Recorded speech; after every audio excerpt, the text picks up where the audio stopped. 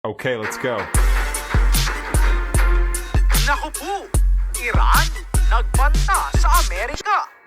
Itigil na nito ang pagsuporta sa Israel bago pa mahuli ang lahat.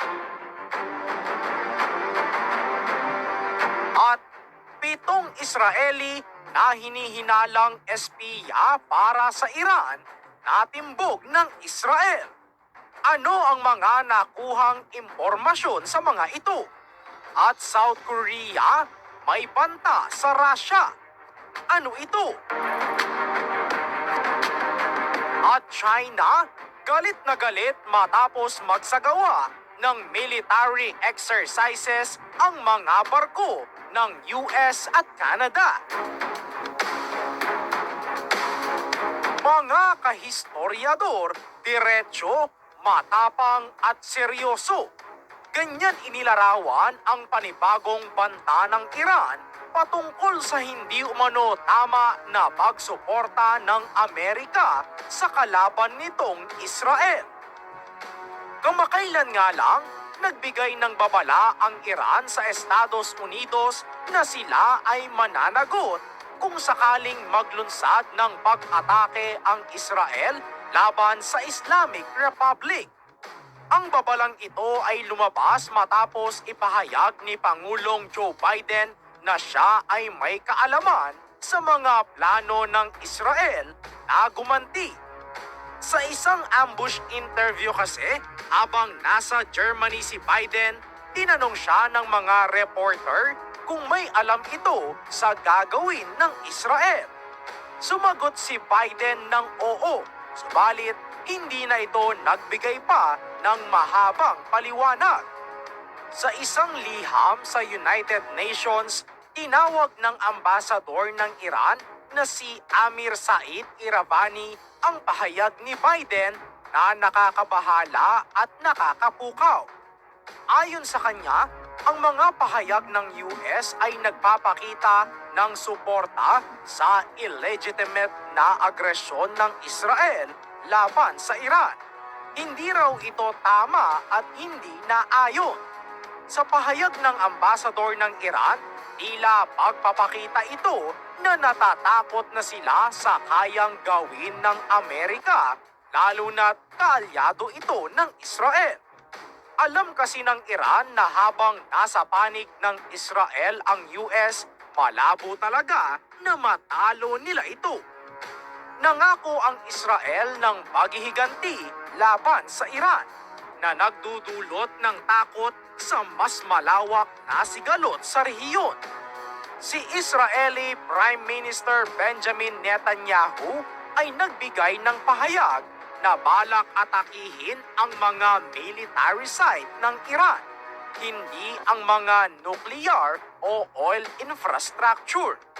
Pagpapakita ito na tila sumusunod na ang Israel sa unang suggestion ng Amerika na huwag targetin ang mga lugar na ito dahil magdudulot ng malaking epekto sa mundo.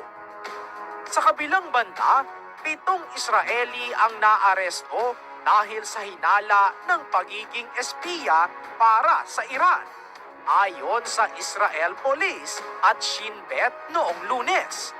Sinasabi ng mga pulis na nakumpleto ng mga suspect ang halos 600 misyon para sa Iran, kabilang ang pagtitipon ng impormasyon tungkol sa mga sensitibong militar at infrastruktura at pagtukoy ng mga posibleng target na personalidad para sa Islamic Republic. Kabilang sa mga kilalang lugar na sangkot sa kanilang di umano'y pag-espiya ay ang Ramat David Air Base, Nevatim Air Base, Lilot at ang Golani Brigade Base, kung saan 4 na sundalo ang napatay sa isang pag-atake ng drone ng Hezbollah noong nakaraang linggo. Ang mga sospek ay binigyan ng mga mapa ng mga lugar mula sa kanilang mga handler. Feels like a dream. Ang base ng Golani Brigade, sabi ng State Attorney. Ang 7 suspect na ito, mga kahistoryador, ay mga Hudyong Israeli na nagmula sa Azerbaijan mula sa Haifa at mga suburb sa baybayin ng Haifa na ang ilan ay mga kamag-anak at isa sa kanila ay isang sundalong awol na nasa kustodiya ng halos 35 araw.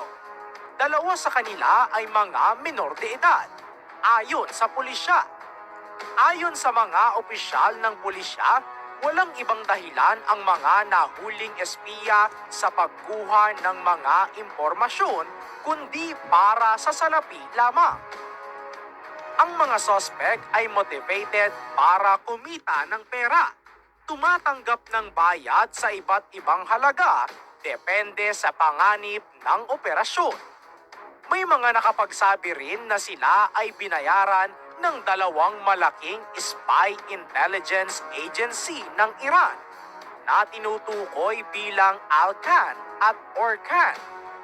Ang mga ahensya na ito ay binayaran ang mga sospek ng daang-daang libong dolyar na ang mga bayad ay ipinadala sa pamamagitan ng mga Russian intermediary na naglakbay sa Israel.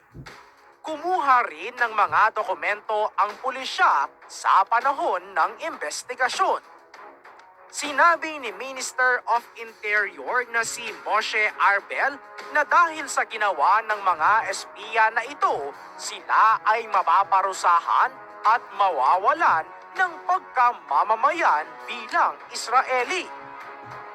Mga kahistoryador, tinawag ng Deputy Minister for Foreign Affairs ng South Korea si Kim Hong-gyun ang ambasador ng Russia na si Grigory Zinoviev noong Lunes dahil sa pakikilahok ng North Korea sa pagsalakay ng Russia sa Ukraine. Ayon sa ulat ng ahensya ng Yonhap, hinimok ng Ministry of Defense sa Seoul ang Pyongyang na agad na itigil ang mga aksyong ito. Tinawag ang Russian diplomat noong Hunyo dahil sa Strategic Partnership Treaty sa pagitan ng North Korea at Russia na nilagdaan nina Kim Jong-un at Vladimir Putin. Kasama sa dokumento ang isang artikulo na nagbibigay ng mutual assistance sa nangyaring pagsalakay. Binigyang diin ni Jeon Hagyu, isang tagapagsalita ng Ministry of Foreign Affairs, na ang pakikilahok ng North Korea sa salungatan ng Russia ay lumalabag sa mga resolusyon ng UN at isang iligal na aksyon na nararapat kondenahin ng international community. Sa madaling salita, mga kahistoryador, nagalit ang South Korea dahil sa pagtulong ng North Korea sa Russia sa digmaan sa Ukraine. Tumawag sila ng pulong sa embahada ng Russia upang iparating ang kanilang pagkadismaya. Hindi rin itinanggi ng South Korea ang posibilidad na magpadala sila ng mga armas sa Ukraine bilang ganti sa ginagawa ng North Korea. Dahil rito, hinihingi ng South Korea ang agarang pag-alis ng mga sundalong North Korea na di umano'y nakatalaga sa Russia noong Lunes. Sinabi ng ahensya ng South Korea noong Biyernes na nakumpirma na nila na nagpadala ang North Korea ng 1,500 Special Operation Forces sa Russia noong unang bahagi ng buwang ito upang suportahan ang digmaan ng Moscow laban sa Ukraine. Naunang sinabi ng Pangulo ng Ukraine na si Volodymyr Zelensky na mayroon ang kanyang gobyerno ng impormasyon na 10,000 sundalo ng North Korea ang inihanda upang sumali sa mga puwersang sumasalakay ng Russia. Hindi pa nakumpirma ng US at NATO na nagpadala nga ng mga sundalo ang North Korea sa Russia. Ngunit Ang mga ulat tungkol sa kanilang presensya ay nagdulot na ng mga alalahanin sa South Korea na maaaring magbigay ang Russia ng mga armas at teknolohiya sa North Korea na maaaring mapalakas ng malaki ang kanilang mga programa sa nuclear at missiles bilang kapalit ng mga tropa. Kung magkataon mga kahistoryador, ang pag-unlad ng arsenal ng nuclear ng North Korea ay isang malaking banta sa seguridad sa South Korea. Kamakailan lang ay gumawa ng mga hakbang si Kim Jong-un, ang pinuno ng North Korea, upang permanenteng wakasan ang lahat ng relasyon sa South Korea at nagbanta na gagamit sila ng mga sandatang nuklear kung kinakailangan. Matatandaan na sumali ang South Korea sa mga parusa na pinangunahan ng US laban sa Moscow dahil sa pagsalakay nito sa Ukraine noong February 2022. Ang paglalagay ng mga tropa ng North Korea sa Russia ay magiging unang pakikilahok nila sa isang pangunahing digmaan mula nang matapos ang digmaang Korean War noong 1950 hanggang 1953. Maraming eksperto ang nagtatanong kung gaano kalaki ang tulong ng mga sundalong North Korea sa Russia sa larangan ng digmaan, na kung iisipin ay wala naman karanasan sa totoong pakikipaglaban katulad ng China. Sa kabilang banda, tila galit na galit ang China sa mga aksyon ng mga barkong pandigma ng Estados Unidos at Canada, at sinabing nagdudulot lamang ito ng kaguluhan sa kapayapaan at katatagan sa Taiwan Strait. Tinutuliksa nila ang mga pagsasanay militar ng dalawang bansa sa paligid ng Taiwan kamakailan.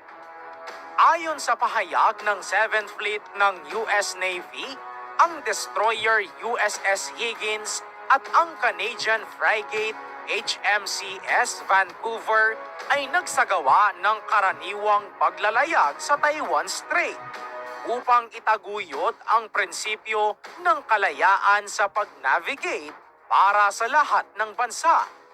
Kaya naman isang linggo matapos ang malawakang pagsasanay na pumapalibot sa Taiwan, nagsagawa ang China ng live firing exercise mula sa teritoryo nito na pinakamalapit sa Taiwan.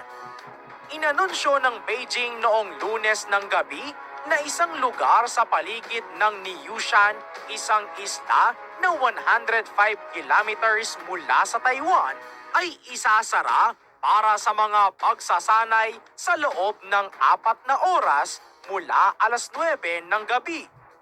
Sinabi ni Premier Cho Jung-tai ng Taiwan na hindi dapat isinasagawa ng China ang mga ganitong ehersisyo dahil nagdudulot ito ng banta sa katatagan ng rehiyon.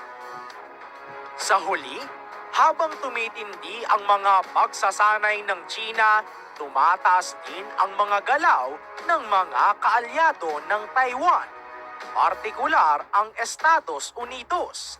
Tiyak na magpapatuloy ang hidwaan at mas lalo pa itong magiging seryoso sa mga susunod na araw.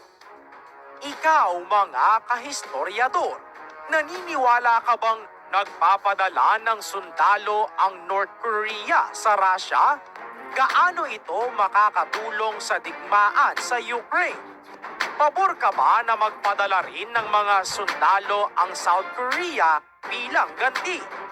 Comment down below ang inyong mga sagot.